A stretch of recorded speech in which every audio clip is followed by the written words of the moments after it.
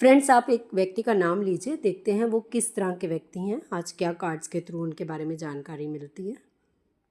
ऐसा लग रहा है वो उनका नेचर बहुत हेल्पफुल है, वो सबकी मदद करने को तैयार रहते हैं। ईश्वर ने उनको बहुत कुछ दिया है और वो हेल्प करने में भी नहीं डरते हैं, किसी की धन से भी और शरीर से भी। वो किसी भी तरह से किसी की भी मदद करने से नहीं डरते हैं। सोशल तो वो बहुत दिखाई दे रहे हैं। मुझे ऐसा लग रहा है कि वो सेलिब्रेशन मूड में ही हमेशा रहते हैं, प्रसन्नचित रहते हैं और हमेशा अपने आप को खुश रखने का प्रयत्न करते रहते हैं वो।